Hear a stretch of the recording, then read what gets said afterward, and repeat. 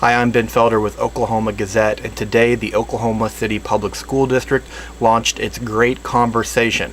Over the next 6 months, a series of public forums will be held in which members of the community are invited to gather to discuss their goals for the district and how the district should go about achieving those goals.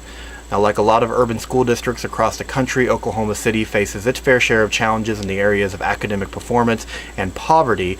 The school district has announced a lot of aggressive moves over the last few months since the arrival of new Superintendent Robert New.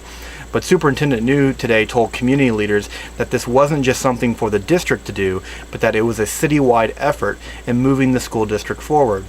School board members said they were supportive of this effort, including Gloria Torres, who told me during today's event that she was excited to see this become a community process, especially as the school district continues to change, where currently almost half of all students are Hispanic. The superintendent has made a point to come in and make sure that we have good representation of what is our district, where are we currently at, and where do we need to be, and not utilizing outside resources or outside opinions to say this is what Oklahoma City needs, but rather the stakeholders here in Oklahoma City to come in and say this is what our expectation is of an excellent school district, and this is what we need to see, and this is how we expect to measure it. And I'm very happy that we have a number of members of the Hispanic community.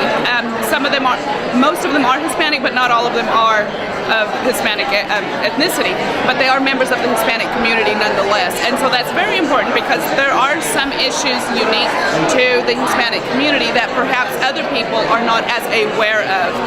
And so just simply increasing that awareness and also being able to communicate where we have the same hopes and dreams for our children as the person right next to us, regardless of what ethnicity they are, whether they are Hispanic or they're African American or Native American.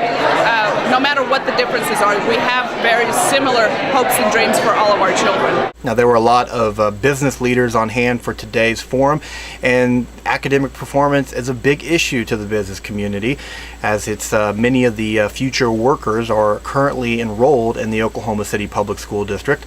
An official with the chamber said that this was an important issue for the business community, and that she believed that many businesses were starting to realize the important role that they play in helping the school district move forward. Our school system consistently is ranked one of the lowest states in the nation.